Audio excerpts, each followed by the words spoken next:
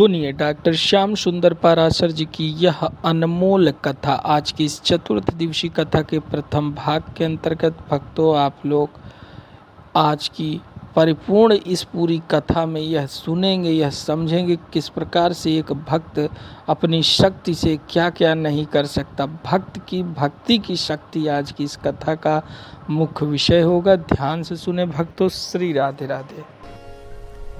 प्रभु श्री हरि की वांग्मय प्रति स्वरूपा श्रीमद्भागवत महापुराण सप्ताह ज्ञान यज्ञ में पधारे हुए समस्त भगवत चरणानुरागी बंधुओं एवं श्रद्धा भक्तिमयी माताओं, कल हम सबने प्रभु के दिव्य नाम की महिमा का श्रवण किया। वस्तु शक्ति ज्ञान की अपेक्षा नहीं रखती। अग्नि में दाहकत्व है, जलाने की शक्ति है। किसी को ज्ञान हो अथवा न हो, पर अग्नि का जिसने स्पर्श किया अग्नि उसे जलाएगी। वो उसका गुणधर्म है, वो उसकी शक्ति है। आवश्यक नहीं कि वस्तु की शक्ति का तुम्हें ज्ञान हो तभी शक्ति काम करे। आपको ज्ञान हो अथवा न हो, पर वस्तु की शक्ति अपना काम करती है। तो जैसे अज्ञानवशात अग्नि का स्पर्श करने पर हमें जलना ही पड़ता है, अज्ञानवशात भी विष पान करने पर हमें मरना ही पड़ता है, अज्ञानवशात अमृत पान करने पर हमें अमरत्व की प्राप्ति होके ही रहती है, ऐसे ही अज्ञानवशात भी गोविंद का, प्रभु का नाम अंत काल में किसी की वाणी से निकले तो उस जीव का कल्याण होके ही रहता है, क्योंकि गोविंद का नाम पापनाशक कल्याणकारक है। नामस्थ यावतीर शक्ति पाप निर्हरणम हरे, तावत कर्तुम न शक्नोति पातकम पातकी जना। बड़े से बड़े पातकी पापी को पाप करने की इतनी सामर्थ्य नहीं है जितना कि गोविंद के एक नाम में उन समस्त पापों को दग्ध करने की शक्ति है। इसलिए कितना भी बड़ा कोई पापी क्यों न सही, हरि का नाम यदि अंत काल में उसके मुख से निकला तो प्रभु की नाम की शक्ति उसके पाप को दग्ध करके उसका कल्याण करके ही रहेगी। प्रमाण के रूप में अजामिल की कथा हमने सुनी। ब्राह्मण था पर पतित हो गया, महापापी, परंतु पुत्र के बहाने से प्रभु नारायण का नाम उसकी वाणी से निकला तो विष्णु दूतों ने उसे यम यातना से बचा लिया और हरि धाम का अधिकारी बना दिया। अब परीक्षित ने प्रश्न किया, महाराज आपने मुझ ध्रुव जी का चरित्र सुनाया और उनका वंश सुनाया, पर कुछ अधूरा सुनाया। ध्रुव जी के वंश में आपने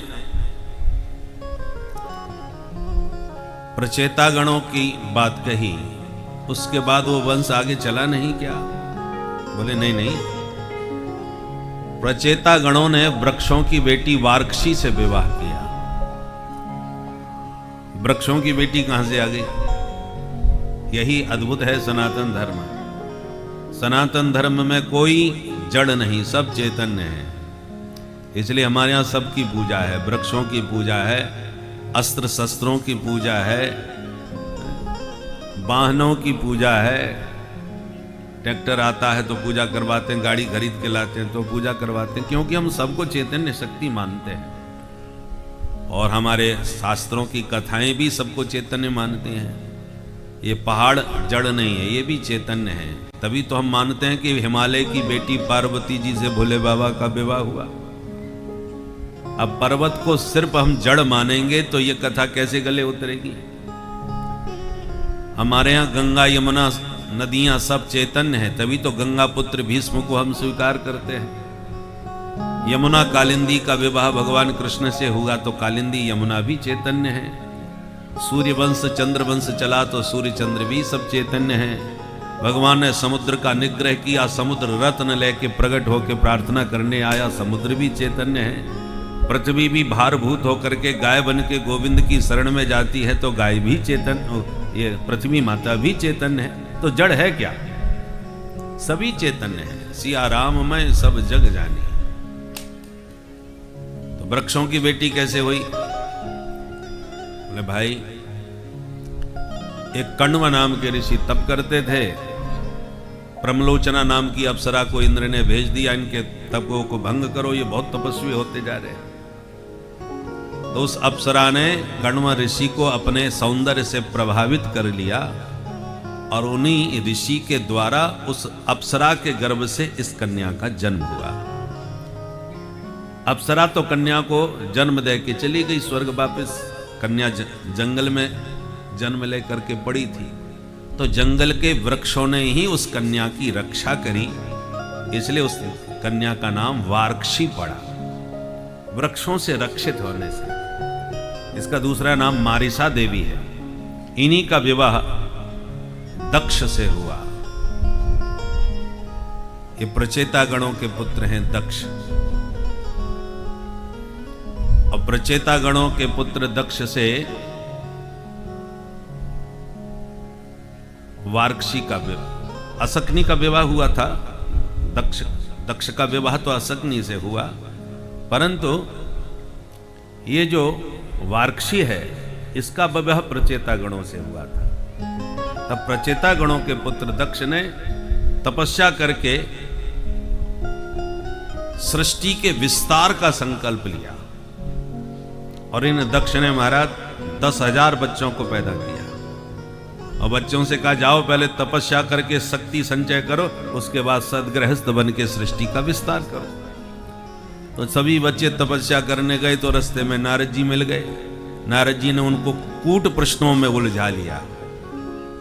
बताओ ऐसी नदी देखी है तुमने कभी जो दोनों ओर बहती हो, इधर भी उधर भी? बोले नहीं नहीं, ऐसी नदी हो ही नहीं सकती।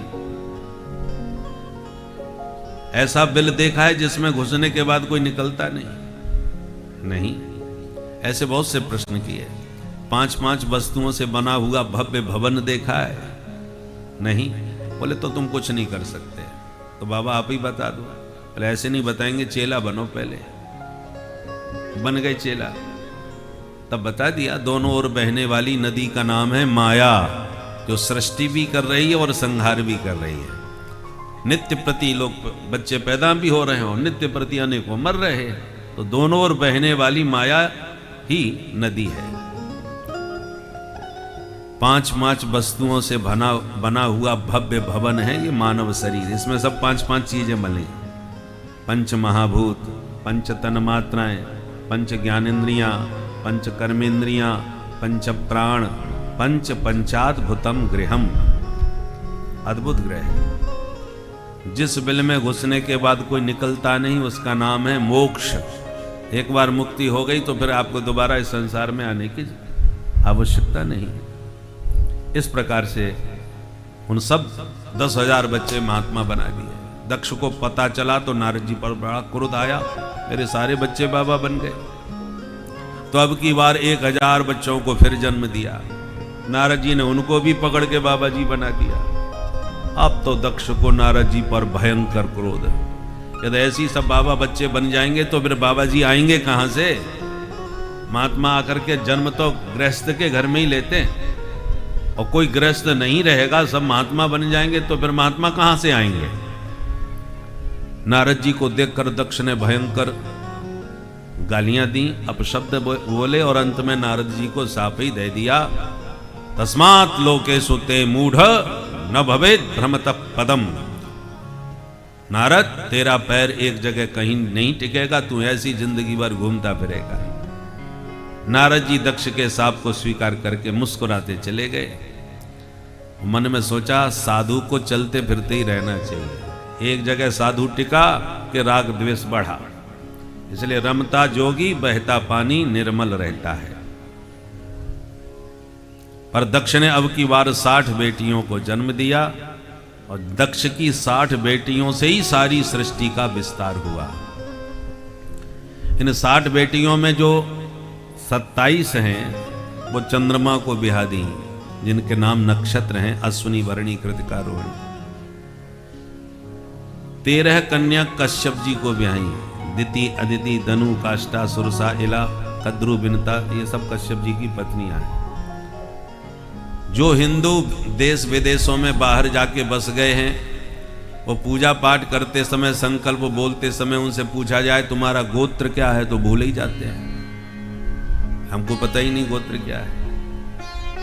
तो जो कारणवशात अपने गोत्र को भूल गए हों, वो अपने संकल्प में कश्यप गोत्रोत्पन्न कह सकते हैं, क्योंकि सब कश्यप जी की संतान है।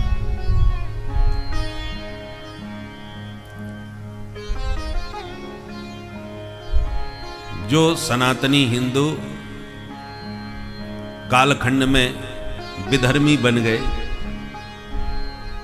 लोभ लालच में आके या तलवार के बल पर, उनकी जब अपने घर में वापसी हो, लौट करके फिर वो हिंदू बने, उनसे पूछा जाए तुम्हारा गोत्र क्या है, तो इतने वर्षों में वो गोत्र वोत्र सब भूल भाल गए, गोत्र का काम ही नहीं। ऐसे हिंदुओं को कश्यप गोत्रोत्पन्न कह करके संकल्प करवाइए, वो कर सकते हैं, क्योंकि सभी कश्यप जी की संतान है। तो कश्यप जी की दिति नाम की पत्नी से, दैत्य अदिति से देवताओं का जन्म हुआ। दिति की एक बेटी हुई जिसका नाम था रचना देवी। उसका विवाह त्वष्टा मुनि के साथ में हुआ, जिससे दो बेटा हुए, सन्निवेश और विश्वरूप। उसमें जो विश्वरूप है ये देवताओं का पुरोहित बना। परीक्षित ने कहा देवताओं के पुरोहित तो बृहस्पति जी हैं, देवताओं के गुरु जी, तो ये विश्वरूप गुरु कैसे बन गया? बोले सुनो, एक बार इंद्र के दरबार में अप्सराओं का नृत्य चल रहा था, गंधर्वों का गायन हो रहा था, संगीत का माहौल जमा हुआ था, इतने में गुरुजी आ गए, बृहस्पति जी। अब इंद्र ने गुरुजी को आता हुआ तो देख लिया सभा में, और मन में सोचा यदि गुरुजी के स्वागत में लग जाऊंगा तो जो संगीत का जो राग ताल जमा हुआ है सब रस भंग हो जाएगा। अब गुरुजी आए हैं तो ठीक है, आके चुपचाप बैठ जाएंगे, बाद में जब संगीत का ये उत्सव संपन्न होगा तब गुरुजी को दंडवत प्रणाम करके उनका पूजन कर लेंगे। और ऐसा सोच के इंद्र ने गुरुजी को देखते हुए भी अनदेखा करके राग रंग में मस्त हो गए। तो गुरुजी समझ गए चेला ने हमको देख लिया, फिर भी मुंह फेर लिया। ये क्या समझता है कि हमें इसकी जरूरत है, कि इसको हमारी जरूरत है? चेला जब ये समझने लगता है कि गुरुजी को हमारी जरूरत है ना, तो वो खुद ही गुरु बनने लगता है। बोलो राधे राधे। तो गुरुजी नाराज हो गए, परिणाम ये हुआ गुरुजी गायब हो गए, अंतर्धान। अब इंद्र ने चारों तरफ गुरुजी को खोजा, गुरुजी कहीं उनका पता ही ना चले। इंद्र घबराए, अब तो बड़ा खतरा हो गया भाई, गुरुजी गायब है। भगवान से पूछा सरकार हमारे गुरुजी हमसे नाराज होके चले गए, अब हम क्या करें? तो भगवान ने कहा जब तक तुम्हारे गुरुजी खुश नहीं हो जाते तब तक वैकल्पिक कोई गुरु बना लो भाई, बिना गुरु के गति नहीं है, मार्गदर्शक तो होना चाहिए। तो किसे बनाए आप ही बताओ? बोले विश्वरूप को बना लो, बड़ा ब्रह्मज्ञानी महान विद्वान है। अच्छा, तो विश्वरूप के पास आए, कहा भैया आप हमारे गुरु बन जाओ। विश्वरूप ने कहा ना, हम किसी के गुरु नहीं बनते, और पुरोहित कर्म तो बिल्कुल नहीं करते। पुरोहित कर्म बहुत निंदनीय होता है। तमाम पूजा पाठ करा करके और फिर दान दक्षिणा लेना पड़ता है, और जिसका दान लो उसका पाप लो, उसके सब अशुभ कर्म हमारे दान के माध्यम से हमारे पास आ जाते हैं। हम नहीं करेंगे ये काम। जब सभी ने बार बार अनुनय विनय करी देवताओं ने, तो अंत में विश्वरूप राजी हो गए।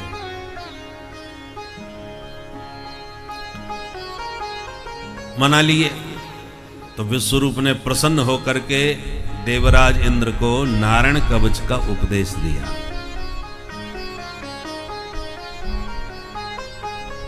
छठवें स्कंद के 8वें अध्याय में नारायण कवच है भागवत में। जो भी द्विजाति इस नारायण कवच का नित्य पाठ करे भगवान श्री हरि कवच बन के सदा उसकी सब प्रकार से रक्षा करते हैं। हरिर विद्यान मम सर्व रक्षा, सब प्रकार से रक्षा करते हैं। बहुत ही चमत्कारी भागवत का ये नारायण कवच है। थोड़ा भी संस्कृत का ज्ञान हो तो सभी को ये कवच का पाठ करना चाहिए। कोरोना काल में जिसने हमसे पूछा कि महाराज हमको कोरोना हो गया, हम क्या करें, हमने कहा नारायण कवच का पाठ करवाइए। कई उन्होंने कहा महाराज इस समय तो कोरोना काल में कोई घर में ही नहीं आने को तैयार है। जिसके घर में कोरोना हो जाता था उस गली को ही बंद कर दिया जाता था, कौन आएगा पाठ करने, आप ही करवा दीजिए। तो हमने अपने वृंदावन में ही अपने आश्रम में पाठ करवाए। तो जिन जिनके संकल्प से पाठ हुए सबके सब स्वस्थ होकर के हॉस्पिटल से आए। 1100 पाठ एक व्यक्ति के संकल्प से होते थे। 20-25 ब्राह्मण बैठते थे और एक बार में सब मिलकर के एक स्वर में पाठ करते थे। और फिर धीरे धीरे जब दूसरी लहर आई कोरोना की, उसमें हम भी चपेटे में आ गए। तो जब रीवा हॉस्पिटल में हम एडमिट हुए तो हमने अपने ब्राह्मणों को फोन करके कहा भाई अब हमारे लिए करवाओ। अभी तक हम दूसरों के लिए करवा रहे थे, तब सबने मिलके हमारे लिए भी पाठ हुआ। और नारायण कवच की कृपा से देखो स्वस्थ होकर बाहर निकले, आज आपके सामने बैठे हैं, जबकि स्थिति बहुत गंभीर थी। तब से हमें नारायण कवच पर बड़ा भरोसा है, क्योंकि प्रैक्टिकल प्रयोग करके देखा है। तो आप लोग अपने अपने जो भी अभ्यास में संस्कृत थोड़ा बहुत जानते हो, नहीं जानते हो तो किसी से थोड़ा उच्चारण करना सीख लें। और वैसे तो YouTube में नारायण कवच हमने भी गा करके अपने भागवत कल्पद्रुम जो चैनल है YouTube का, उसमें हमने डाल रखा है। तो जिनको पाठ करना ना आता हो वो सुन सुन करके उससे पाठ करना सीख सकते हैं। और अपना नियम दिनचर्या का बना लें, प्रतिदिन नारायण कवच का पाठ हम सबको करना चाहिए।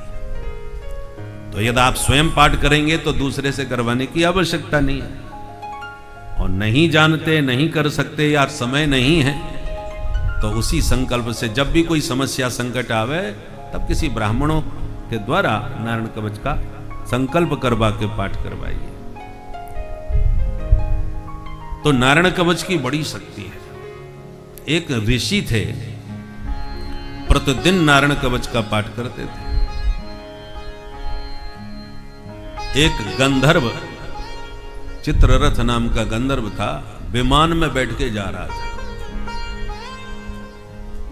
वो तपस्वी ऋषि नारायण कवच का जो प्रतिदिन पाठ करते थे, उनका शरीर छूट गया था, आयु पूरी हो गई, परंतु जंगल में तप करते थे इसलिए शरीर पड़ा रह गया। अंतिम संस्कार या जल प्रवाह कुछ नहीं हुआ। तो जब उस शरीर के ऊपर से विमान उड़ के गया तो विमान खिंच करके नीचे धरती में आ गया। अब गंधर्व ने बहुत प्रयास किया, विमान उड़े नहीं। तो ऋषि वालखिल्य तपस्या कर रहे थे। वालखिल्य ऋषि 60,000 की संख्या में, सब एक से है और सबकी शरीर की स्थिति एक अंगूठे के बराबर है। 60,000 महात्मा एक साथ हैं और बड़े तपस्या में लग्न रहते हैं, परंतु उनका शरीर अंगूठे के बराबर छोटा सा है। इतने छोटे महात्मा हैं ये कि एक बार चले जा रहे थे तो एक गड्ढे में गिर गए। बहुत प्रयास करने पर भी निकल नहीं पाए। बाद में पता चला वो गड्ढा गाय के पैर के खुर से बन गया था। अब इसी से समझ लिए, गाय के पैर के खुर के गड्ढे में गिर पड़े बेचारे तो निकल नहीं पाए। सोचिए कितना छोटा शरीर होगा, परंतु शरीर भले ही छोटा है और तपस्या इतनी भयंकर करते हैं कि बड़े बड़े ऋषियों में, तपस्वी ऋषियों में इनका नाम आता है। तो वे सबरे महात्मा तपस्या कर रहे थे पास में ही एक साथ बैठ के। तो गंधर्वराज उनकी महिमा से परिचित थे, महात्माओं के पास गए और उनसे पूछा, महाराज एक बात बताओ, मैंने पूरे विमान को अच्छी तरह देख लिया, इसमें कोई कमी नहीं है, और न जाने यहां क्या हो गया, ये विमान उड़ ही नहीं रहा यहां से। तब बालखिल्य ऋषियों ने कहा कि उड़ भी नहीं सकता। क्यों नहीं उड़ सकता? बोले जहां तुम्हारा विमान गिरा है वहां पर वो ऋषि तपस्या करते, नित्य नारायण कवच का पाठ करते थे। तो नित्य प्रति नारायण कवच का पाठ करने से उनकी हड्डियों में चुंबकीय शक्ति आ गई है, और उसी शक्ति के कारण तुम्हारा विमान खिंच करके नीचे आ गया। अब अपने विमान को तुम उड़ाना चाहो तो उस महात्मा की हड्डियों का विसर्जन करो, तभी तुम्हारा विमान उड़ सकेगा। महात्माओं के अंतिम संस्कार के कई स्वरूप होते हैं। कुछ महात्मा भू समाधि ले लेते हैं, जीवित समाधि भी ले लेते हैं, या शरीर त्यागने के बाद उनकी समाधि धरती में स्थापित करके बना दी जाती है। एक संस्कार यह है कि उनको नदी में प्रवाहित कर दिया जाता है, ये भी है। दाह संस्कार भी होता है बहुत से साधुओं का। तो कुछ दाह संस्कार और भू संस्कार, जल प्रवाह का, जल समाधि, और एक भंडारा भी होता है। महात्मा के शरीर को चील कौए सब नोच नोच के खा जाएं तो जीवों का भंडारा भी अपने शरीर का करवा देते हैं। ऐसे भी महात्मा होते हैं। तो संस्कार कई प्रकार के होते हैं, जिसको जो जैसा जिसकी परंपरा में हो, या जो जैसा अपने शरीर का संस्कार कराना चाहे। तो जब जल प्रवाह हुआ उन अस्थियों का, तब चित्ररथ का विमान उड़ सका आगे। तो बालखिल्य ऋषियों की बातें सुन के गंधर्वराज आश्चर्यचकित होगा। सब बालखिल्य वचनात् अस्थि न्यादाय विस्मित है। ऐसा ही अद्भुत नारायण कवच का चमत्कार है। इसी नारायण कवच को धारण करके इंद्र ने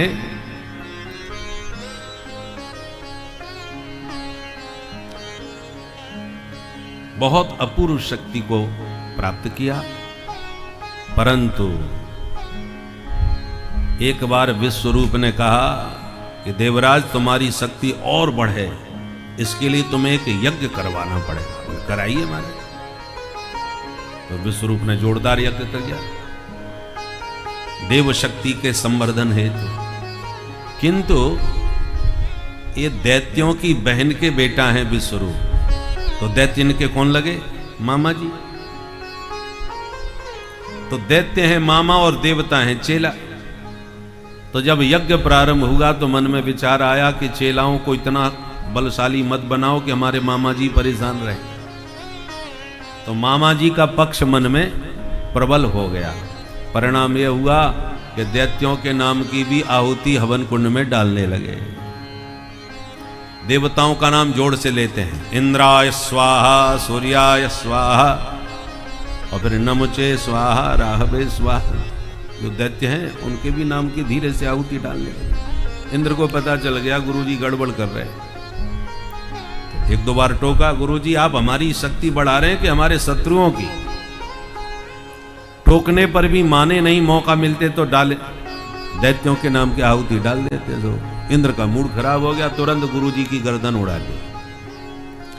गुरु हत्या हो गई, ब्रह्म हत्या लग गई महाराज। ब्रह्मज्ञानी गुरु का वध किया। तो ब्रह्म हत्या को इंद्र ने 4 लोगों में बांट दिया। पहला भाग पृथ्वी ने लिया जो ऊसर भूमि के रूप में है। दूसरा भाग जल ने लिया जो फैन झाग के रूप में है। इसलिए पानी में जो झाग बहता है ना, उसको हटा करके हम लोग स्नान करते हैं, उसका स्पर्श करने से अशुद्ध हो जाते हैं। समुद्र में कितना वो झाग निकलता है। समुद्र के झाग को ला करके किसी के घर में डाल दो तो उस घर में झगड़ा बना ही रहेगा। ऐसा करना मत। झाग अशुद्ध होता है, उसको नहीं छूना चाहिए। तीसरा, वृक्षों को प्राप्त हुआ ब्रह्म हत्या जो गोंद के रूप में प्रकट होती है, इसलिए वैष्णवजन उस गोंद का सेवन नहीं करते।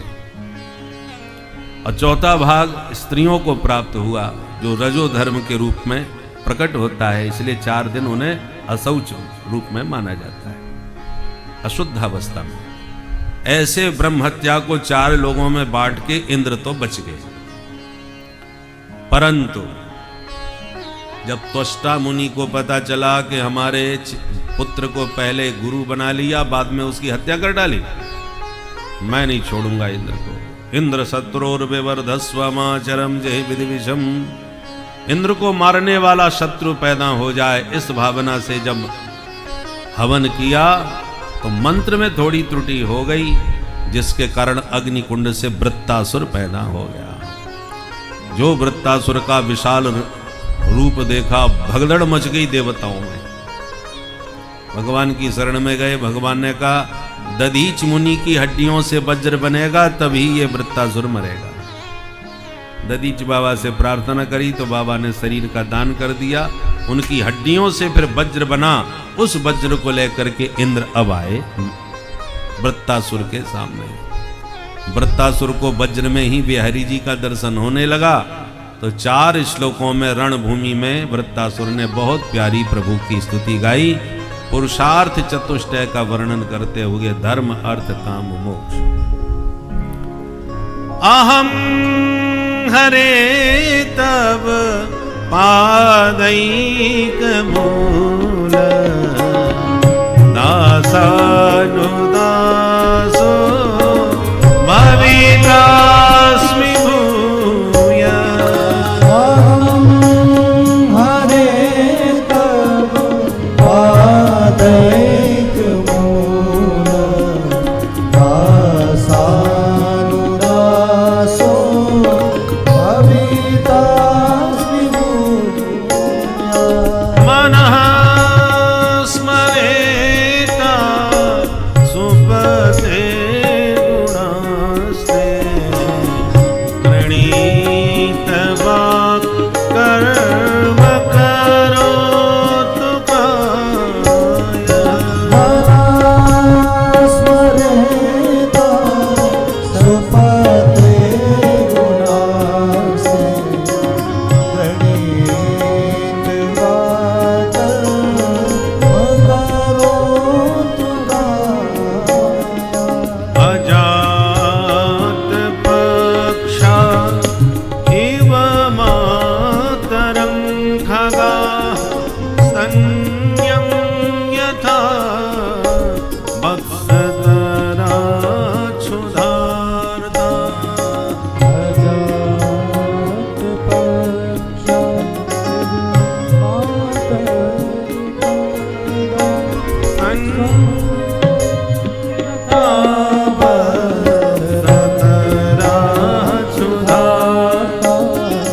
प्रियं प्रियेव व्युषितं विषन्ना मनोरविन्दाक्ष ददक्षते त्वाम्।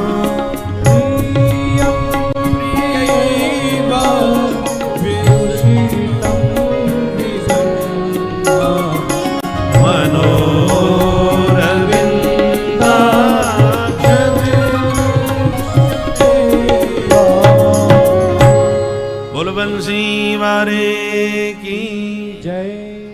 इस प्रकार से बहुत प्यारी 4 श्लोकों में स्तुति वृत्तासुर ने गाई, धर्म अर्थ काम मोक्ष का वर्णन करते हुए।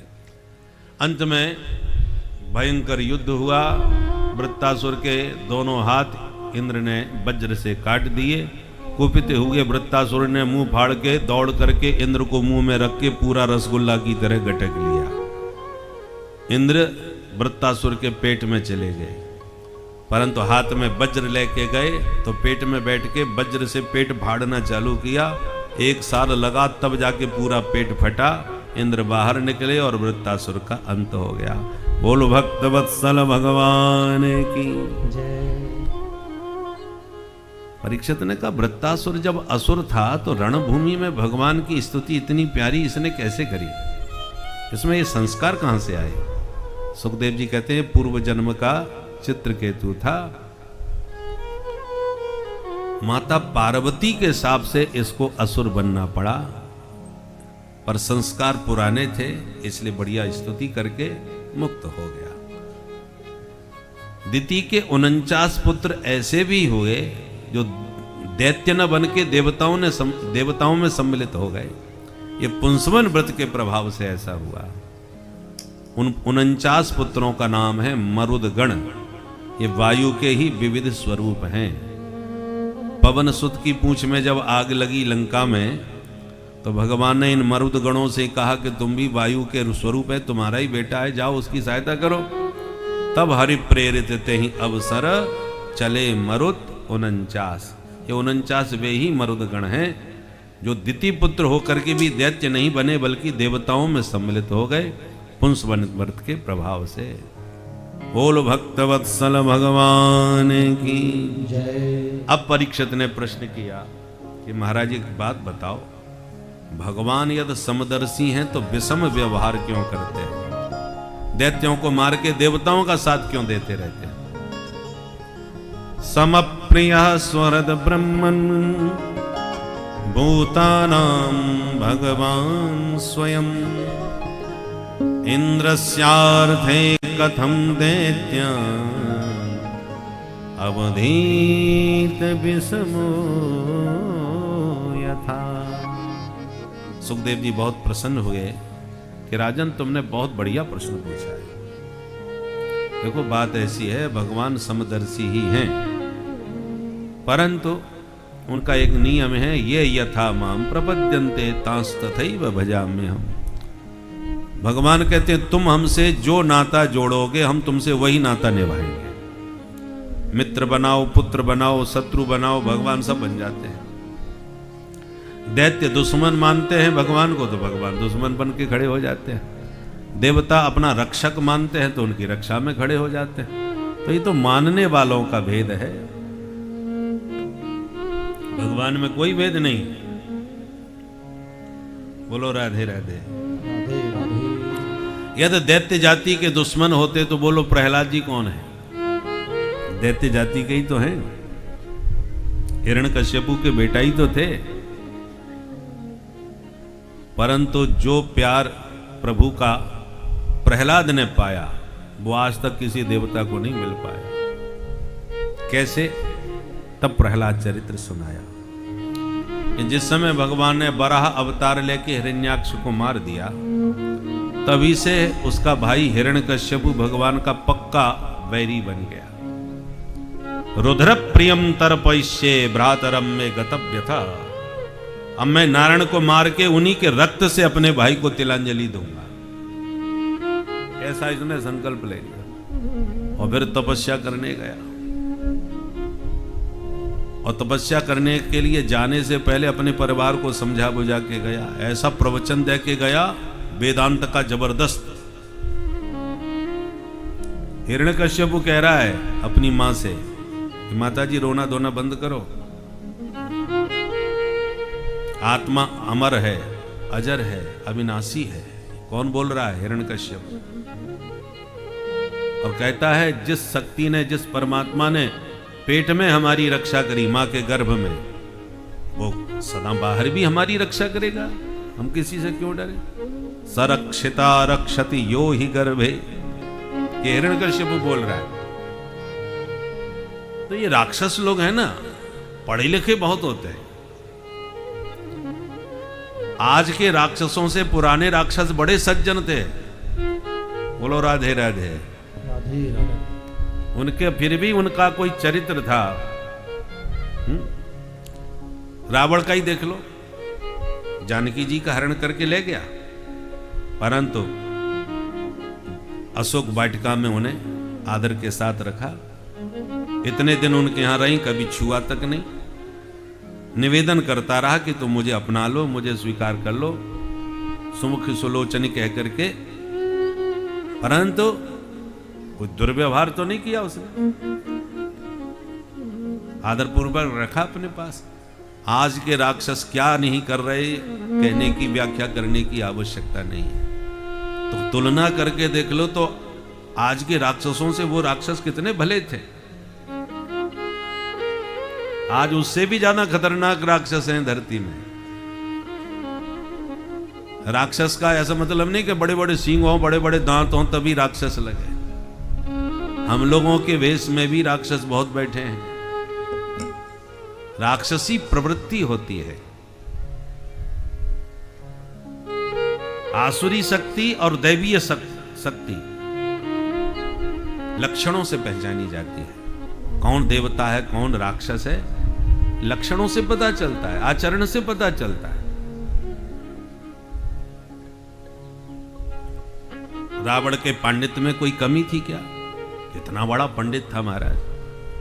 भगवान विश्वनाथ की नगरी में ऐसा कौन शिव भक्त है जो रावण के स्तोत्र का पाठ न करता हो? जटाटवी गलत जल प्रवाह पावित स्थले, कितना प्रसिद्ध है उसका स्तोत्र। ये रावण की रचना है और रावण की इस रचना से ही उसके पांडित्य का पता चलता है कितना बड़ा विद्वान था। तो जो इतना बड़ा विद्वान शिव भक्त, उस रावण का तो हम आज पुतला जलाते हैं और आज के राक्षस तो उससे भी ज्यादा खतरनाक हैं। कलयुग में घर घर में रावण होते हैं, घर घर में विभीषण होते हैं। कलयुग में हर घर की कहानी है कि कोई न कोई ऐसा पापी दुराचारी निकल जाता है कि जिससे पूरा समाज त्रस्त रहता है, और कोई इतना सम्मानित व्यक्ति निकल जाता है कि जिसका आदर भाव पूरे समाज में होता है, परिवार भी खुश रहता है। तो यह अंतर आज के समय में कलयुग में घर घर में देखने को यह समानताएं मिलती हैं, और इससे यह सिद्ध होता है कलयुग जो है वो अपने प्रभाव से पूरी तरह सभी लोगों को ग्रसित किए हुए है।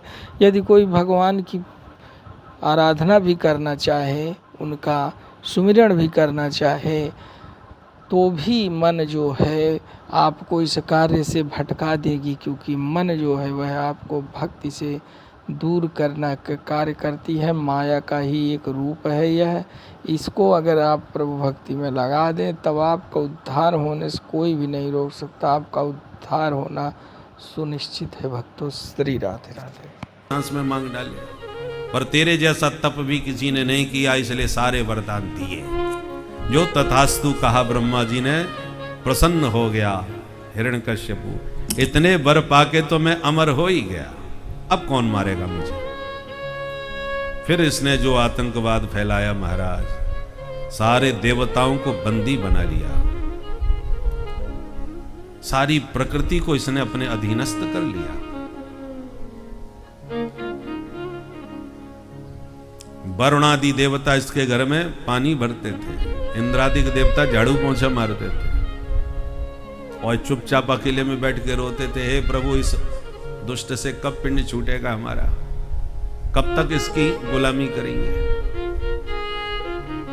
भगवान ने कहा काल प्रतीक्षा करो, समय की प्रतीक्षा करो। समय बड़ा बलवान होता है, किसी का भी समय एक जैसा नहीं चलता।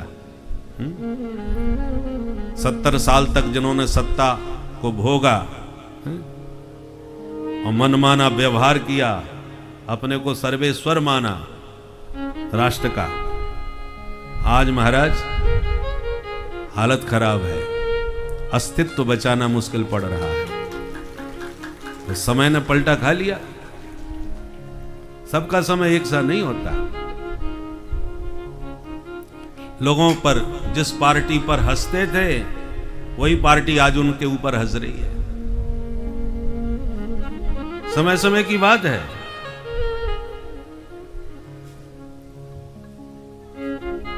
इसलिए समय बड़ा बलवान। भगवान ने कहा समय की प्रतीक्षा करो देवताओं, इसका भी अंत होगा। हिरण्यकश्यपु के 4 पुत्रों में एक था प्रहलाद। बचपन से ही कृष्ण रंग में ऐसे रंगे हुए थे क्योंकि जबरदस्त ग्रह लग चुका था। कौन सा? कृष्ण ग्रह ग्रहीतात्मा न वेद जगदीदृशम।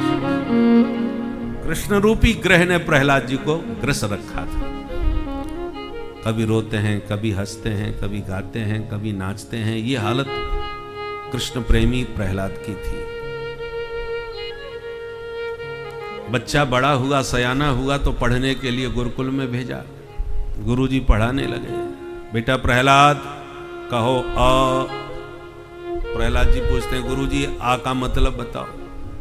अरे बेटा पहले आ बोलना सीख, बाद में मतलब बताएंगे। बोले गुरुजी बिना मतलब की बात हम नहीं सीखते, पहले मतलब बताओ फिर सीखेंगे। आप गुरुजी नाराज, तू ये बता हमसे पढ़ने आया कि हमको पढ़ाने आया है? हम जो कहते हैं बस उतना ही कर, बोलो अ। बोले नहीं गुरुजी पहले मतलब बताओ फिर बोलूंगा। अबे मूर्ख, आ का क्या मतलब होता है? बोले मैं बताऊं? अच्छा तू बता। बोले गुरुजी आ सब में समाया हुआ है, ऐसा कोई वर्ण नहीं, कोई अक्षर नहीं जिसमें आ न घुसा हो। बिना आ के कोई वर्ण बोला नहीं जा सकता। बोलो का, अब का में आ निकलता है कि नहीं साथ में? खा, गा, घा, कोई भी अक्षर बोलोगे आ जरूर संग में बोलेगा। अब कोई आ के बिना कोई अक्षर बोलना चाहे बोल ही नहीं सकता। आ ना निकले और केवल का बोलो, नहीं बोल सकते। तो जैसे आ प्रत्येक अक्षर में समाया हुआ है, तो वो आ क्या है? बोले अकारो वासुदेवस्यात्। भगवान वासुदेव जो सब में बसते हैं वे आकार के ही स्वरूप हैं। जैसे आकार प्रत्येक अक्षर में समाया है, ऐसी मेरे परमात्मा वासुदेव सब में समाये हुए हैं। भगवान वासुदेव की शक्ति के बिना कोई एक कदम नहीं चल सकता, उसका कोई अस्तित्व ही नहीं रहेगा। सर्वव्यापक ब्रह्म वासुदेव आकार की तरह सब में बसते हैं। गुरुजी की खोपड़ी हिल जाती है, अरे ये तो सचमुच पढ़ाने आया है, इसको हम क्या पढ़ाएंगे। एक दिन पिता अपने पुत्र से मिलने पहुंच गए गुरुकुल में, प्रहलाद से, हिरण्यकश्यप। प्रहलाद जी ने पिताजी को दूर से ही देख करके दौड़ के प्रणाम किया, तो गोद में लेके प्रहलाद से पूछ दिया, कहो बेटा प्रहलाद कैसी पढ़ाई चल रही है? बोले पिताजी बहुत सुंदर। अरे बेटा तो सुंदर सा पाठ कोई हमको भी सुना दो आज, क्या पढ़ रहे हो बताओ। बोले पिताजी बढ़िया पाठ तो हमने एक ही सीखा है। वो क्या? तत् साधु मन्ये सुरवन्य देहिना सदा समुद्वे नधियाम सद्गृहा हेत्वात्मपातम् गृहमन्धकूपम् वनं गतो यत् हरिमाश्रयेत तत् साधु मन्ये। पिताजी मैं तो सबसे बढ़िया एक ही पाठ मानता हूं कि घर गृहस्थी के अंधकुआ से व्यक्ति को विवेक पूर्वक बाहर निकलना चाहिए और नितांत एकांत में शांत बैठ के हरि का सुमिरन करना चाहिए, यही जीवन का सार है। इतना सुनते ही हिरण्यकश्यपु का भयंकर माथा गर्म हो गया। मेरा बेटा क्या बकवास कर रहा है, मेरे दुश्मन के भजन की बात कर रहा है। पर बच्चों की कोई गलती नहीं होती, बच्चे तो कोरे कागज हैं, पढ़ाने वाले रंग भरने वाले तो आचार्य लोग होते हैं। इस पर क्रोध करने से फायदा क्या? बेटे से कहा बेटा जाओ और जो गुरुजी तुम्हें पढ़ाते हैं उन्हें हमारे पास भेजो जरा। तो प्रहलाद जी भीतर जाके बोले गुरुजी आपको पिताजी याद कर रहे हैं। गुरुजी भागते हुए आए, अरे आओ आओ महाराज कब आना हुआ? बोले ये सब छोड़ो और आचार्य जी हमें ये बताओ हमारे बच्चे को तुम ही पढ़ा रहे हो? बोले हाँ। तो यही पढ़ाई चल रही है तुम्हारे विद्यालय में? मेरा बच्चा मेरी गोद में मुझसे कह रहा है कि एकांत वन में जाके हरि का भजन करो, यही सब सिखाया जा रहा है विद्यालय में। सारी शिक्षा का भगवाकरण कर रखा है तुम लोगों ने। अरे मेरा पुत्र राजकुमार है, उसे राजनीति की आवश्यकता है, राजनीति सिखाओ। ये बाबा बैरागियों की बातें सिखा रखी है। गुरुजी तो कांप गए, महाराज क्षमा कीजिए, हमारे विद्यालय में ऐसा एक भी कोर्स नहीं है जैसा आप बोल रहे हो। हमें तो लगता है विपक्ष की साजिश है। हमने तो ये बातें नहीं पढ़ाई, पर आपके दुश्मनों ने मौका पा करके पढ़ाई होगी। आपके बेटे को भड़काया होगा आपके किसी दुश्मन ने। हमारे यहां तो वही पढ़ाया जाता है जो आप हमसे आदेश देते हैं। सरकारी विद्यालय है, सरकार जो आदेश देगी वही पढ़ाना पड़ेगा। आपने कहा गामा ने गणेश पढ़ाना बंद करो, सांप्रदायिकता फैलेगी। हमने गणेश जी तुरंत हटा दिए पुस्तकों से और गामा ने गधा पढ़ाना चालू कर दिया। बोलो राधे राधे। राधे राधे। तो सरकार हमारे यहां कोई गड़बड़ी नहीं है। हिरण्यकश्यपु ने कहा वो मैं कुछ नहीं जानता कि किसने पढ़ाया, मैंने बालक को तुम्हारे पास भेजा है सुशिक्षित करने के लिए। फालतू बकवास इसने दोबारा करी तो याद रखना अब की बार तो मैं तुम्हें छोड़ रहा हूं, दूसरी बार जीवित नहीं बचोगे। और धमकी देके चला गया। अब गुरुजी परेशान, डंडा उठा के प्रहलाद जी के पास आए कि अरे मूर्ख, दैत्यों के चंदन जैसे बगीचा में तू बमूर कहां से पैदा हो गया? दैत्य चंदन वने जातोयम कंटकद्रुम। प्रहलाद एक बात हमारी कान खोल के सुन, एक कुल्हाड़ी सारे जंगल को काट सकती है, किंतु काटेगी कब? जब जंगल की ही लकड़ी कुल्हाड़ी का साथ देती है। कुल्हाड़ी में जंगल की कोई लकड़ी न लगे तो कुल्हाड़ी कुछ नहीं कर सकती, और जंगल की कोई लकड़ी साथ दे दे तो वही कुल्हाड़ी पूरे जंगल को नष्ट कर डालती है। ये विष्णु जो है तुम्हारे दैत्य वंश का सर्वनाश करने के लिए कुल्हाड़ी बना बैठा है, और तू लाठी बन के उसका साथ देता है, उसी का भजन करता है। गुरुजी ने खूब डांटा, प्रहलाद को समझाया। पर सूरदास कारी कामर पे चढ़े न दूजो रंग। ये तो अपने कृष्ण रंग में ऐसे रंगे बैठे हैं कि दूसरा रंग कामयाब ही नहीं। समय बीता, विद्यालय में अवकाश आया, छुट्टियां हुई, तो प्रहलाद जी को गुरुजी घर छोड़ने आए। मां ने बड़े प्यार से पुत्र को गोद में लेके स्नान आदि से निवृत्त करा के खूब डिठौना काजर से सजा दिया, और प्रहलाद से कहा बेटा अब पिताजी से आशीर्वाद लेके आओ। तो प्रहलाद जी दरबार में पिताजी के पास गए तो पिताजी को प्रणाम किया। पिता हिरण्यकश्यपु ने तुरंत प्रहलाद को गोद में उठा के अपने हृदय से लगा के सिर सहलाया, और प्रश्न वही पूछ दिया, बेटा यद्धीतम किंचदुत्तमम, अब तक तुमने उत्तम अध्ययन क्या किया जरा बताओ। सुनते ही महाराज प्रहलाद जी गुरुजी की तरफ देखने लगे, गुरुजी की धड़कन बढ़ने लगी, हे भगवान आज क्या सुनाएगा ये। और प्रहलाद जी मुस्कुरा के बोले, गुरुजी पिताजी बढ़िया वाली बात पूछ रहे हैं तो मैं घटिया वाली तो नहीं सुनाऊंगा, जब बढ़िया पूछा है तो बढ़िया ही बताऊंगा। पिताजी मैंने बढ़िया बढ़िया अब तो 9 पाठ याद कर लिए। अरे वाह बेटा, कौन कौन से 9 पाठ याद हुए? प्रहलाद जी सुना दिए नवदा भक्ति, श्रवणम कीर्तनम विष्णु स्मरणम पाद सेवनम अर्चनम वंदनम दास्यम सख्यमात्म निवेदनम। जो नवदा भक्ति का व्याख्यान दिया, क्रोध में पागल हो गया हिरण्यकश्यपु। उठा के प्रहलाद जी को गोद से दूर पटक दिया और निकाल के तलवार गुरुजी की गर्दन पर धर दिया। दुष्ट ब्राह्मणों, तुमने मेरे बेटे को पूरी तरह बर्बाद कर दिया। कल उसने 1 पाठ सुनाया था, आज 9 पाठ सुना दिए। इसका मतलब मेरे बच्चे को बिगाड़ने में पूरा पूरा निश्चित तुम्हारा हाथ है। और गुरुजी थर थर कांपे।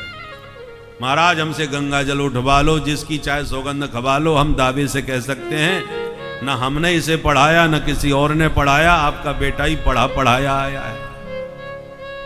न मत प्रणीतम न पर प्रणीतम सुतो बतत्ते सतवेन्द्र सत्रो नैसर्गिकीयं मतिरस्य राजन् नियच्छमन्युं कददास्ममान। गुरुजी ने जब समझाया तो हिरण्यकश्यपु ने सोचा, गुरुजी के बेटा मेरे से झूठ बोलने की हिम्मत तो नहीं करेंगे, और यदि इन्होंने नहीं पढ़ाया और किसी और ने नहीं पढ़ाया तो ये पढ़ कैसे गया? ये भी एक सोचने वाली बात है। तो प्रहलाद से बोले, बेटा अब तू मुझे सच सच बता, आज तेरी बुद्धि कौन बिगाड़ रहा है? ये बकवास तुझे कौन सिखा रहा है? प्रहलाद जी बोले, पिताजी कोई नहीं सिखा रहा, जिस पर हरि की कृपा होती है ना, वो बिना पढ़े ही सब पढ़ जाता है। मूकम करोति वाचालम, ये शक्ति भगवान की कृपा से आती है। अब तो हिरण्यकश्यप भयंकर क्रोध में, मैं समझ गया मेरा बेटा पूरा बर्बाद हो चुका है, ये नहीं सुधर सकता। और मैं ये भी जान गया इसमें बड़ा भयंकर भक्ति का रोग लगा है। और भक्ति रोग इतना भयंकर है कि संक्रामक है, तुरंत छूत की बीमारी की तरह एक दूसरे को लगता है, कोरोना की तरह फैलता है। एक भजनानंदी सिद्ध संत कहीं पैदा हो जाए तो उसके संपर्क में जो भी आते हैं वो भी भजनानंदी बन जाते हैं। तिलक चंदन कंठी माला लेके राधे राधे राम राम करना चालू कर देते हैं। तो अभी तो प्रहलाद इकलौता है और इसको ठीक नहीं किया गया तो इसकी बीमारी और लोगों में भी फैल सकती है, माहौल बिगड़ सकता है। रोगी के सुधरने की संभावना न हो तो रोगी कोई ठिकाने लगा देना चाहिए। छिन्द्यात् तदंगम यदुदात् मनोहितम शेषम सुखम जीवति यद विवर्जनात्। असुरों को आदेश दिया हिरण्यकश्यपु ने, प्रहलाद को ले जाओ और इसी समय इसको मृत्यु मुख में डाल दो। बस असुर टूट पड़े, प्रहलाद को पकड़ के उठा के ले गए, अनेक प्रकार से मारने का प्रयास करने लगे। पहाड़ों से गिराया, पानी में डुबाया, होलिका ने जलाया, भोजन पर प्रतिबंध लगाया, तंत्र मन मारण मोहन सब करवाया, फिर भी कुछ नहीं बिगाड़ पाया। तो मन ही मन घबराया। तब संडामर्ग जी ने समझाया, महाराज ये बच्चा है, बदल जाएगा, थोड़ा आप समय हमें और दीजिए, थोड़ा समय और हमको चाहिए। बच्चा ले जाओ। गुरुजी फिर वापस ले आए।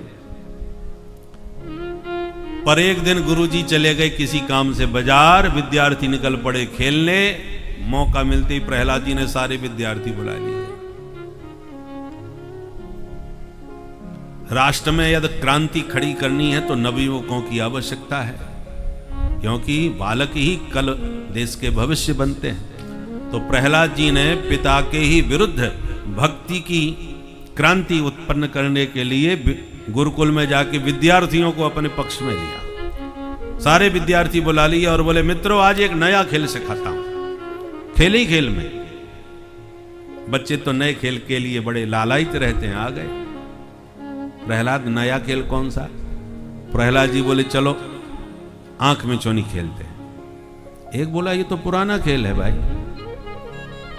अच्छा तो बताओ ये खेल किसने प्रारंभ किया? विद्यार्थी बोले, प्रहलाद वो हमको इसके बारे में ज्यादा नहीं मालूम, पर खेल पुराना है इतना मालूम है। प्रहलाद जी बोले, तो हम बताते हैं। जीवात्मा परमात्मा दोनों नित्य सखा हैं, वेदों में वर्णन है। सुवर्ण वेदौ सदृशौ सखायौ सजाति,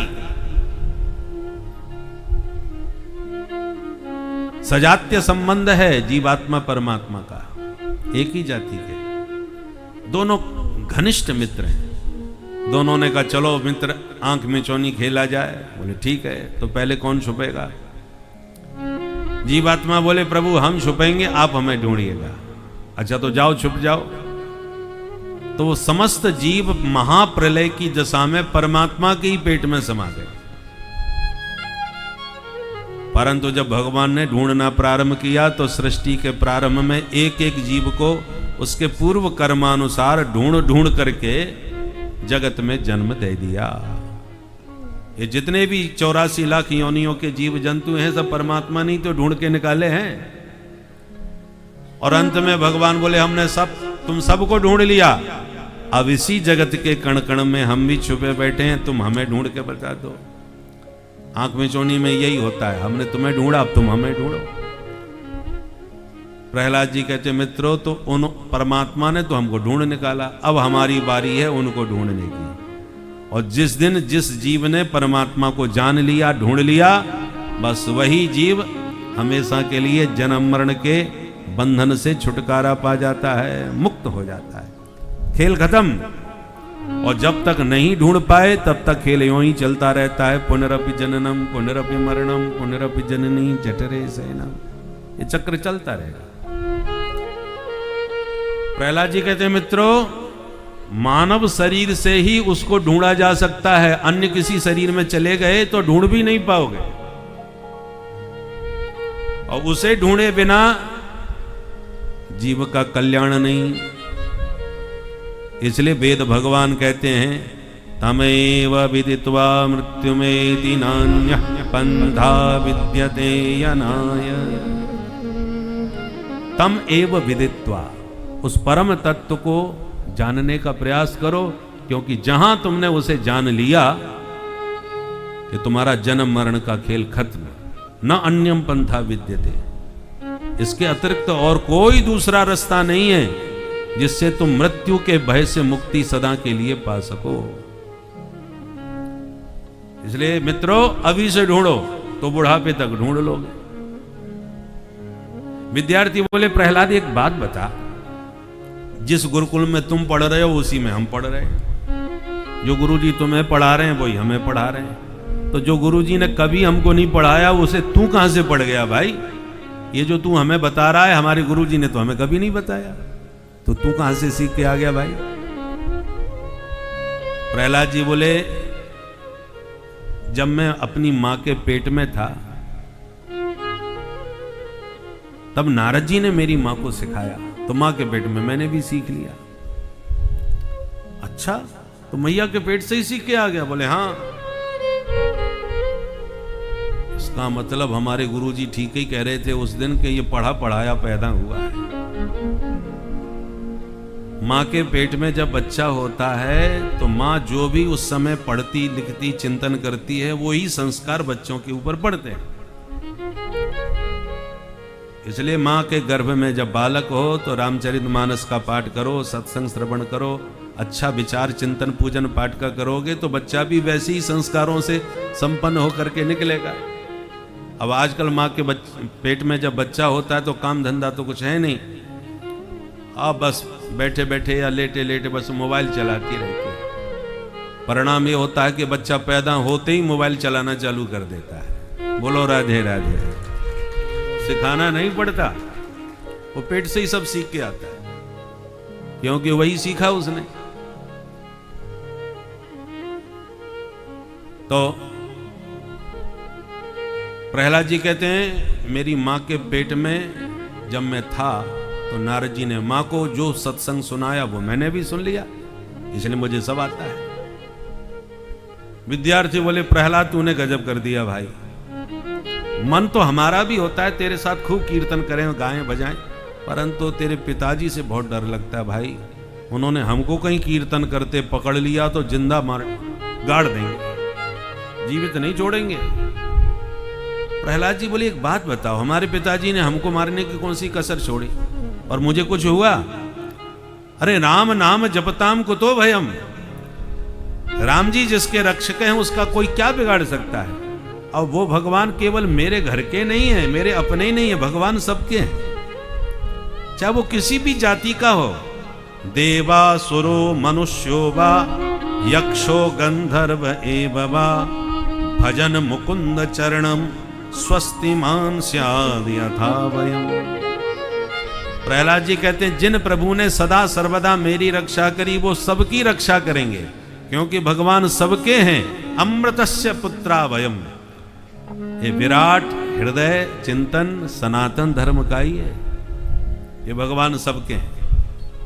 सारी धरती हमारा कुटुंब है। सर्वे भवन्तु सुखिनः सर्वे सन्तु निरामयाः सर्वे भद्राणि पश्यन्तु मां कश्चित् दुःख भाग् भवेत्।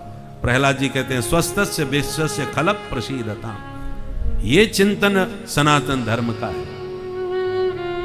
ऐसा नहीं है कि हमारा ही धर्म श्रेष्ठ है और जो हमारे धर्म को न माने कि तन से सिर जुदा,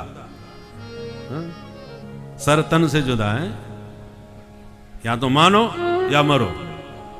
ऐसा नहीं, हमारा सनातन धर्म कहते हैं सर्वे भवन्तु सुखिनः। सर्वे में केवल मनुष्य नहीं आए, केवल भारतवर्ष नहीं आया, केवल हिंदू नहीं आए, सर्वे माने सर्वे, सब कुछ। इस धरती पर जितने भी जीव जंतु कीट पतंग पशु पक्षी जो भी हैं, सर्वे भवन्तु सुखिनः, सब सुखी हों। और इसलिए हमारे यहां चींटियों को भी आटा दिया जाता खाने को, मछलियों को भी चुगाया जाता है। हमारे यहां पंचबली में कौओं को टुकड़ा खिलाया जाता है पितरों को, उनको पितृ रूप माना जाता है। कौओं को खिलाया, कुत्ते को खिलाया जाता है। पहली रोटी गाय की, अंतिम रोटी कुत्ते की।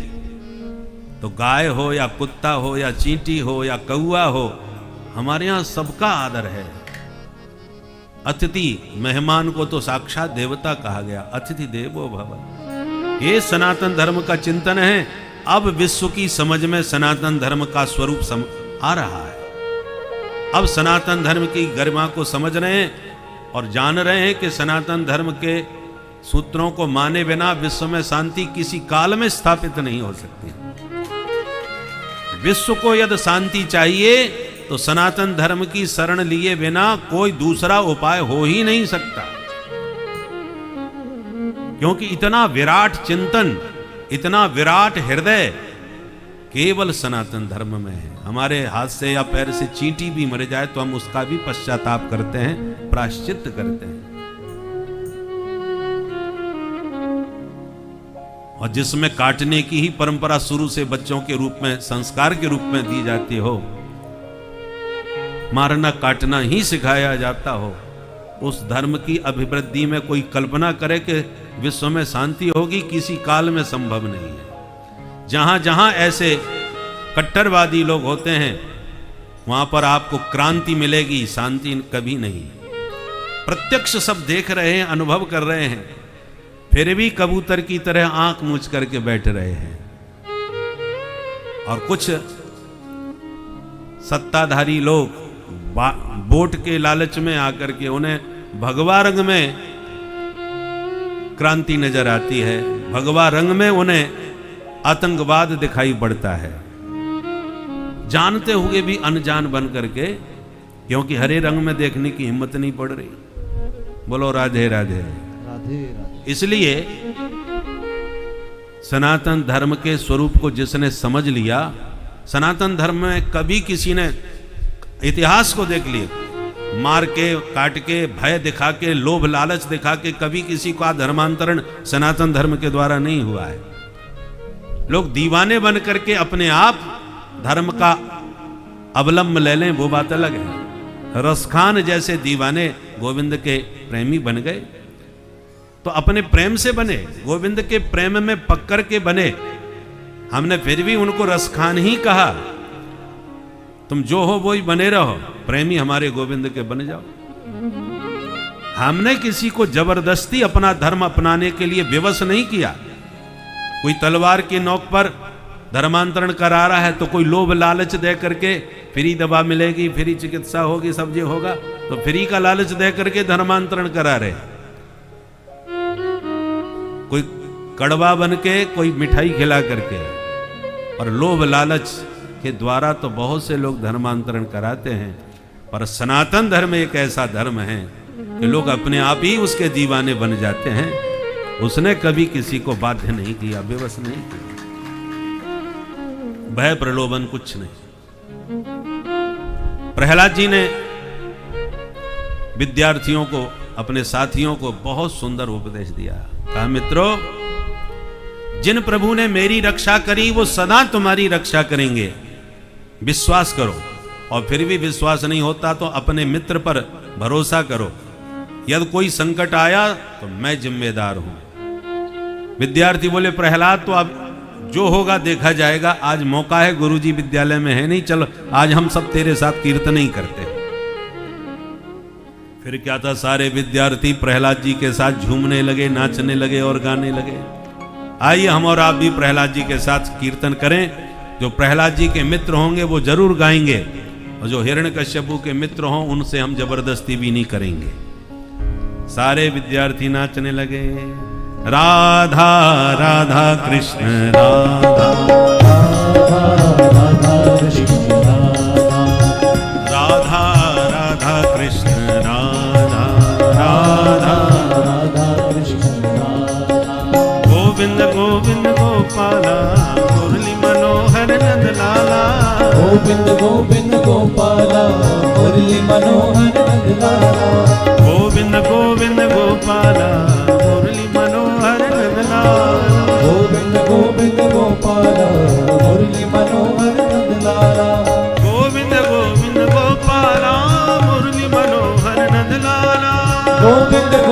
गोपाला मुरली मनोहर नंदलाला गोविंद गोविंद गोपाला जय मुरली मनोहर नंदलाला गोविंद गोविंद गोपाला मुरली मनोहर नंदलाला गोविंद गोविंद गोपाला मुरली मनोहर नंदलाला गोविंद गोविंद गोपाला मुरली मनोहर नंदलाला राधा राधा कृष्ण राधा राधा राधा कृष्ण राधा जय जय राधा राधा कृष्ण राधा राधा राधा कृष्ण राधा राधा कृष्ण राधा राधा कृष्ण राधा राधा कृष्ण राधा राधा कृष्ण राधा राधा राधा कृष्ण राधा राधा राधा कृष्ण राधा जय जय राधा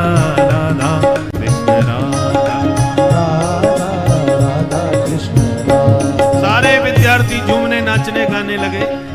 इतने में गुरुजी आ गए। गुरुजी ने नाचते गाते विद्यार्थियों को देखा तो कांप गए। महाराज ने कीर्तन सुन लिया तो मेरी गर्दन उड़ा देंगे। गुरुजी वहां से भागे सीधे दरबार में। सरकार गजब हो गया। क्या हुआ? बोले आपके बेटे की बीमारी फैल गई, चल के देख लो विद्यालय की उसने क्या हालत कर दी। क्रोध में भरा तिल मिलाता हिरण्यकश्यप चल पड़ा। जो विद्यालय में आके देखा, गोविंद गोविंद गोपाला मुरली मनोहर नंदलाला गोविंद गोविंद गोपाला मुरली मनोहर नंदलाला गोविंद गोविंद गोपाला मुरली मनोहर नंदलाला गोविंद गोविंद गोपाला मुरली मनोहर नंदलाला गोविंद गोविंद गोपाला मुरली मनोहर नंदलाला गोविंद गोविंद गोपाला मुरली मनोहर नंदलाला गोविंद गोविंद गोपाला मुरली मनोहर नंदलाला गोविंद गोविंद गोपाला मुरली मनोहर नंदलाला ओ गोविंद गोविंद गोपाला मुरली मनोहर नंदलाला गोविंद गोविंद गोपाला मुरली मनोहर नंदलाला ओ गोविंद गोविंद ताली बजाते हुए। मुरली मनोहर नंदलाला गोविंद गोविंद गोपाला मुरली मनोहर नंदलाला ओ गोविंद गोविंद गोपाला मुरली मनोहर नंदलाला गोविंद गोविंद गोपाला मुरली मनोहर नंदलाला गोविंद गोविंद गोपाला मुरली मनोहर नंदलाला गोविंद गोविंद गोपाला मुरली मनोहर नंदलाला गोविंद गोविंद गोपाला मुरली मनोहर नंदलाला गोविंद गोविंद गोपाला मुरली मनोहर नंदलाला गोविंद गोविंद गोपाला मुरली मनोहर नंदलाला गोविंद गोविंद गोपाला मुरली मनोहर नंदलाला गोविंद गोविंद गोपाला मुरली मनोहर नंदलाला गोविंद गोविंद गोपाला मुरली मनोहर नंदलाला गोविंद गोविंद गोपाला मुरली मनोहर नंदलाला गोविंद मनोहर नंदलाला गोविंद गोविंद गोपाला गोविंद गोविंद गोपाला मुरली मनोहर नंदलाला। एक 12 साल के बालक ने पूरे साम्राज्य को अपनी भक्ति के बल पर झुका दिया और अंततो गत्वा उस पूरे साम्राज्य को उसी भक्त को अपना परम ईश्वर मानना पड़ा। यह प्रभु की ही कृपा थी कि इतने छोटे आयु के बालक से इतनी अगाढ़ भक्ति करा दिया गया है कि ऐसी भक्ति अभी तक कोई नहीं किया। जो हर श्वास में प्रभु श्री हरिनारायण का नाम ले, उससे बड़ा सौभाग्यगी कौन है। पूरे ब्रह्मांड में उसके सौभाग्य की सराहना की जाती है, की जा रही है कि प्रभु पहली बार किसी से पुनः मिलने गए हैं। तो यह सब भक्ति की ही शक्ति है। इस भक्ति के शक्ति से कोई भी चीज़ असंभव नहीं है भक्तों।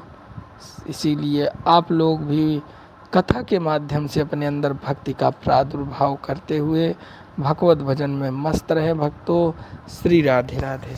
से यस्य कंपन्ते त्रयो लोका सईश्वराः तस्य में भी तवन्मूढ़ शासनम किम बलोत्यगा। मेरे कोप पर त्रिलोकी कांपती है, किसी शक्ति की सामर्थ्य नहीं जो मेरे सन्मुख टिक सके। तू बता, तूने किसके बल पर आज मेरी शक्ति को चुनौती देने का साहस किया। प्रहलाद जी ने निर्भीक होकर जवाब दिया, न केवलम में भवतश्च राजन, न केवलम में भवतश्च राजन, सबई बलम बलिनाम चापरे, सबई बलम बलिनाम चापरे, परे बरे भी जंग माये, परे बरे में स्थिर जंग माये, ब्रह्मादयो ये नवशं प्रणीता, ब्रह्मादयो ये नवशं प्रणीता, न केवलं मे भवतस्य राजन्, न केवलं मे भवतस्य राजन्, न केवलं मे भवत। प्रहलाद जी बोले, पिताजी केवल मुझ में ही उस परमात्मा का बल नहीं है, आपको जिन ब्रह्मा जी से वरदानों का बल प्राप्त हुआ, मेरे प्रभु उन ब्रह्मा को भी बल देने वाले हैं। हिरण्यकश्यपु ने कहा, तो मेरे सामने क्यों नहीं आता तेरा भगवान, बोल कहां है। प्रहलाद जी बोले, ये पूछिए कहां नहीं है, वो तो कण कण में सब जगह व्याप्त है। ईशावास्यमिदं सर्वम। अच्छा, यदि सब जगह रहता है तो मेरे सामने क्यों नहीं आता। क्वाशो यदि स सर्वत्र कस्मात् स्तंभे न दृश्यते, यदि सब जगह है तो मुझे खंबे में क्यों नहीं दिख रहा। प्रहलाद जी खंबे की ओर देख कर बोले, मया तो दृश्यते, हमें तो दिख रहे। अच्छा, तेरा ईश्वर खंबे में है। भगवान ब्रह्मा जी बोले, श्री प्रहलाद जी बोले, हाँ। और भगवान कहाँ, जहां भक्त की यहां भगवान वहां। प्रहलाद जी ने हामी भर दी। क्रोध में भरा हिरण्यकश्यपु चला खंबे की ओर बढ़ा, और क्रोध में भर के उसने एक प्रहार खंबे पर किया, खंबा विदीर्ण हो गया, और भक्त का वचन सत्य करते हुए भगवान नरहरि नृसिंह बन के प्रकट हो गए। बोल नृसिंह भगवान की जय। गगड़ गड़गड़ानो खंब फाटो चरचरानो, निकसो नर नाहर को रूप अति भयानक है। ककड़ कड़कड़ावे दसन जीव लप लपावे, चितवत सरोज मानो अंग जात खानो है। नृसिंह भगवान ने प्रकट होके जो गर्जना करी, उनकी गर्जना मात्र से सारे दैत्य मूर्छित होके गिर पड़े। हिरण्यकश्यपु भी घबरा गया, भाई इसका भगवान है तो बड़ा खतरनाक, शेर का मुख मनुष्य का शरीर है, बड़ा विचित्र, आधा शेर आधा नर, नर और सिंह दोनों मिलकर के बनाए। और मैं क्यों डरूं, मैं तो वरदानों से सुरक्षित हूं, मेरा कोई कुछ नहीं बिगाड़ सकता। ढाल तलवार संभाल करके टूट पड़ा भगवान से युद्ध करने। भगवान थोड़ी देर तक युद्ध का खेल खेलते रहे और सूर्य की तरफ देखते रहे। जहां देखा कि अब सूर्यास्त पर्याप्त हो गया, सोई भगवान ने पकड़ के जकड़ के गोदी में पटक के बीच दहरी में दबोच लिया। हिरण्यकश्यपु बोला, मैं मरने वाला नहीं, अमर हूं, वरदान मेरी रक्षा करेंगे। भगवान ने कहा, बोल क्या वरदान मांगा। बोले, ना मैं भीतर मरूंगा ना बाहर। भगवान बोले, इसलिए मैं बीच दहरी में बैठा हूं, ना भीतर हूं ना बाहर। तो ना मैं ऊपर मरूंगा ना नीचे। बोले, इसलिए तू मेरी गोदी में है, ना ऊपर है ना नीचे।